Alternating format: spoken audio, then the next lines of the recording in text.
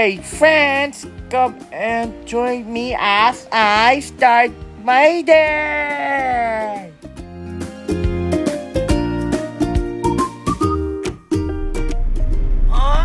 Saan ka pupunta? Sa school. Ano gagawin mo doon? Homework. May homework ka ba? Yes. Bounce.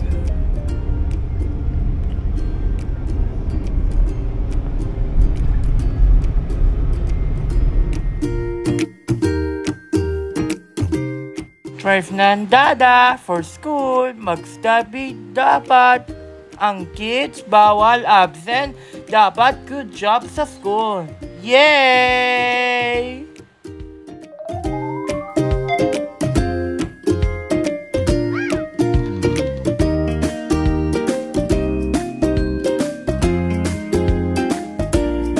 One eternity later. Ethan!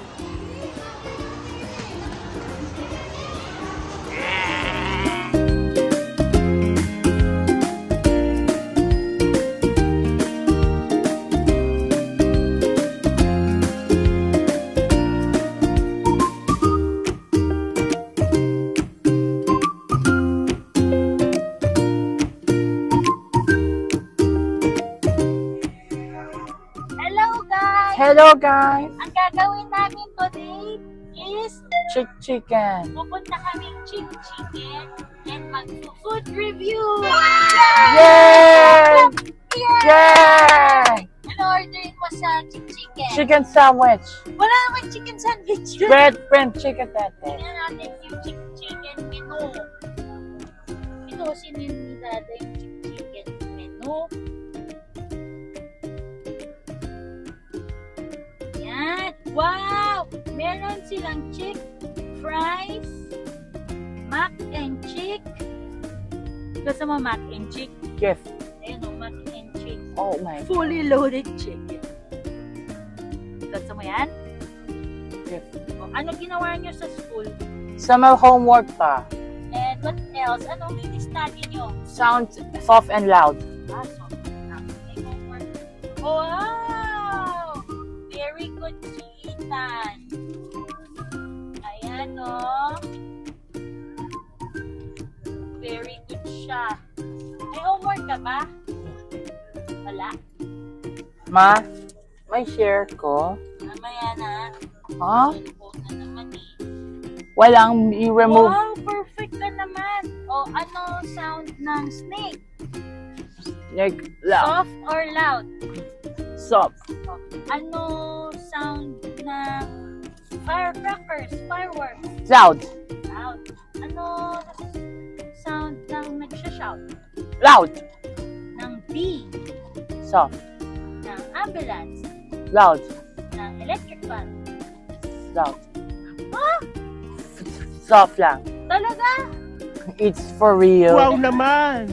Wow! Mosquito? Loud po. Soft or loud? Loud. Mosquito? Soft lang.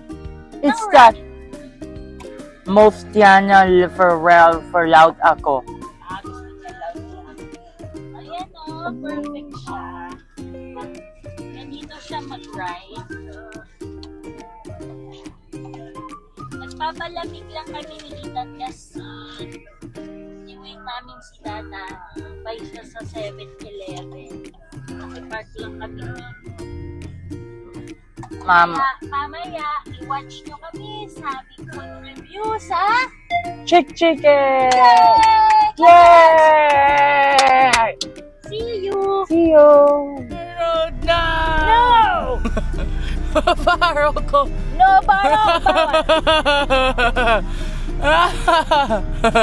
Bawal! No! Cellphone! Third ka na po! Paro ko! Bawal! Babaero ka! Babaero! Ano ba yung problema mo? Babaro ako. Ha?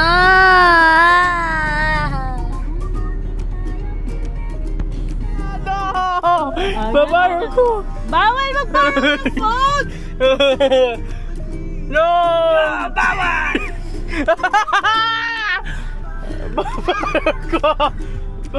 Mr. Bro. Galing yan. Akin yan. Oh, Kia! Where mo where?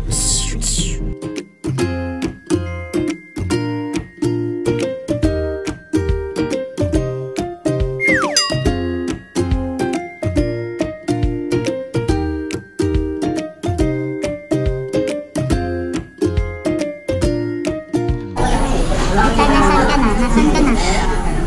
Chicken. Ito 360.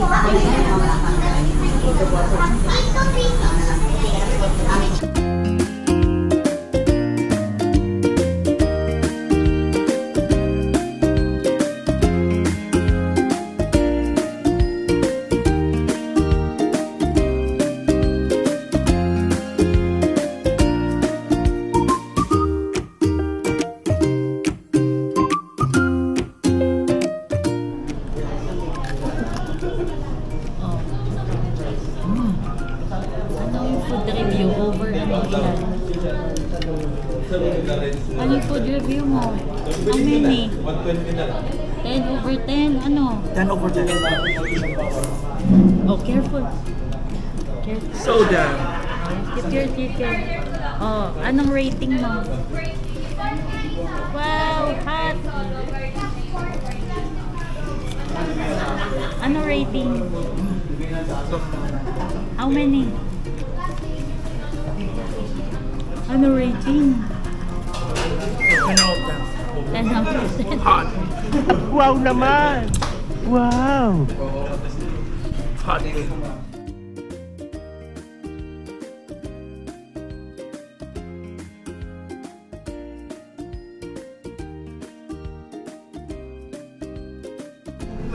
Ito masarap, try nyo. Kita nyo, try this, oh. Chicken, tapos mac. Ay, masarap.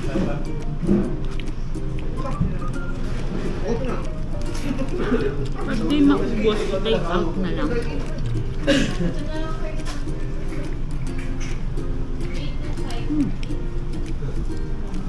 Kita no, okay ito, oh, yung mac and cheese.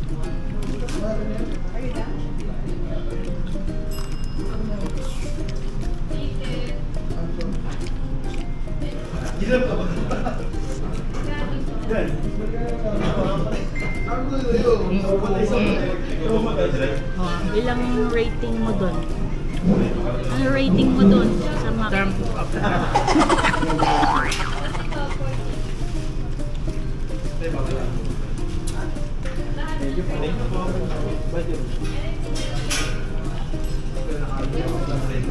Ayoko. It's crispy pala.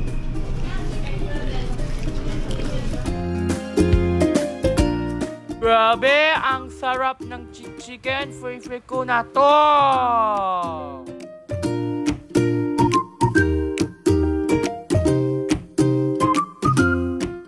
Chicken 10 over 10. Yeah!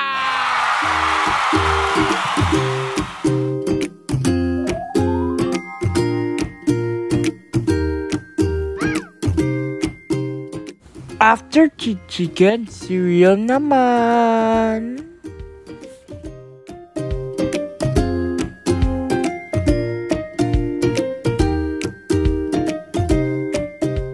No junk food, cereal na lang.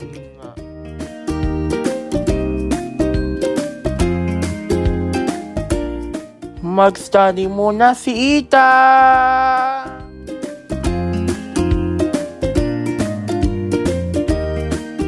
After study, maligo na.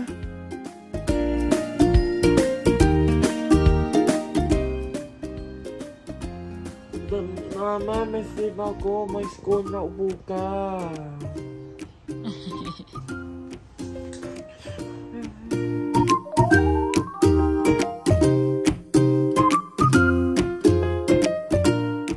Maulang morning, everyone! Papunta kami ngayon again sa Manila para kunin yung package na need ni Dada i-pick up.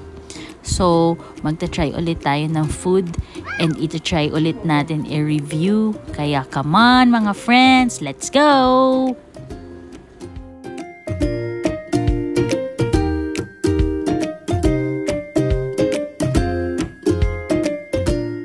Grabe, sobrang dami ng tao dito ngayon sa Carriedo. May nakita akong tacos dito. Gusto ko siyang i-try. So, para ma-rate natin, let's go! Rating niya 6/10. Kulang sa karne, puro chili sauce. Na-try nyo na rin ba itong dragon fruit drink? In fairness, masarap siya. Super creamy. In fairness, gusto ko siya. My gosh! Wow naman! Wow!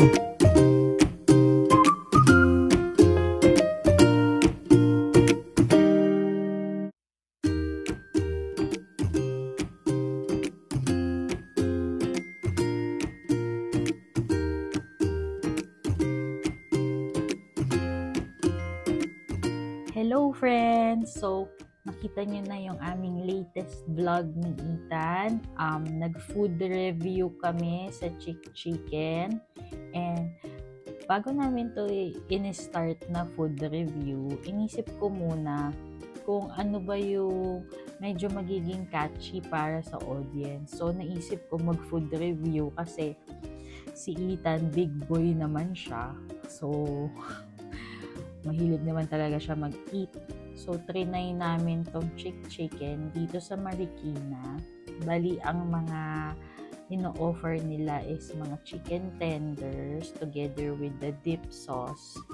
Masasarap yung sauces nila. May cheese, tapos meron parang garlic something. Masarap siya in fairness. Pwede siya sa kids na palate. Mai-enjoy nila. Especially yung in-order ko na chicken and mac and cheese, pinaghalo nila. In fairness, masarap. Ano siya, for me, parang pwede siyang 8/10. Akala mo ba talaga magaling sa food review. Pero anyway, kay Ethan, 10/10 ang Chick Chicken. The best daw for him. Sabi niya, gusto niyang bumalik doon. So, try natin next time. Ang problema lang sa Chick Chicken place, super crowded na siya. Kasi parang nag-trend siya sa TikTok. Super crowded. So, may waiting line. Tapos, nung nandun kami nung time na yon, siguro madami nang eat before us, medyo malangaw siya. Pero eventually, sabi nung may-ari, nag-stop sila ng dine-in that time.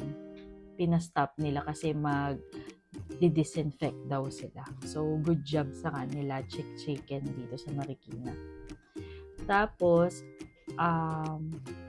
backstory lang.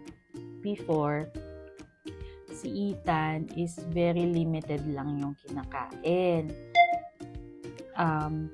Mostly ng kids na nasa spectrum talaga, limited ang kinakain nila. Nung time ni Ethan, ang favorite lang niya kainin is chicken ng Jollibee and chicken ng McDo. Kumbaga, yun lang ang kinakain niya.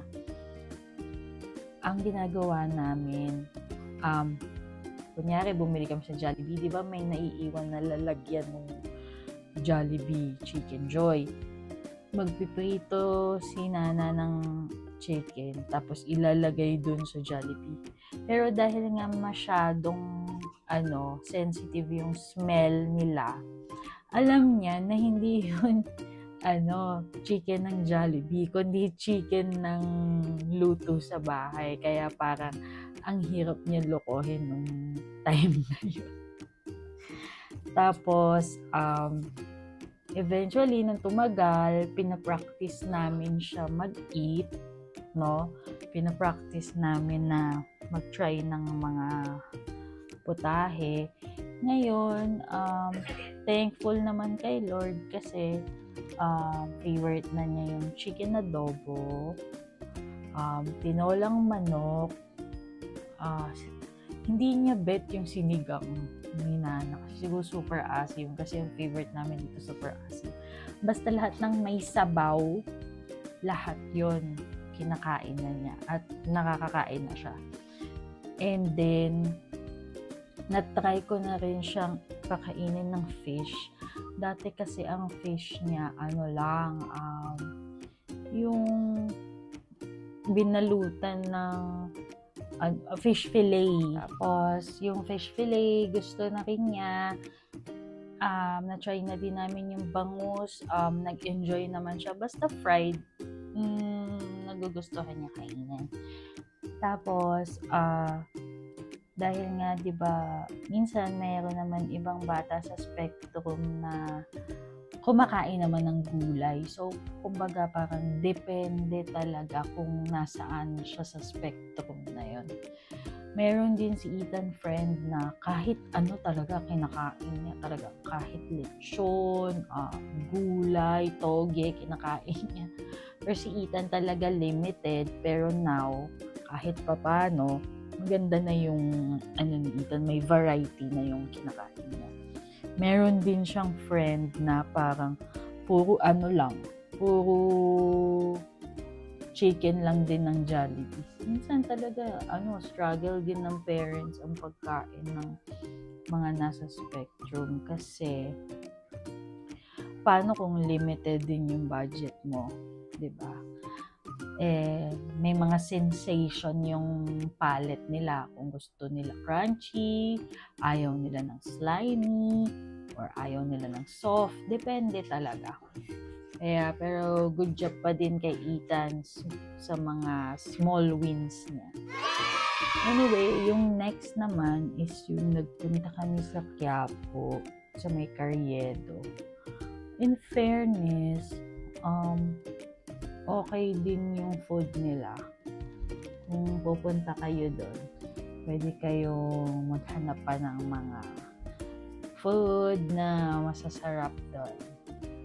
Nakakatuwa. Kaya, sa next vlog natin, I hope sumama ulit kayo. Na-enjoy namin ang pag-food review. Kaya, para sa inyo guys, may next time ulit na food review vlog with Ethan. See you!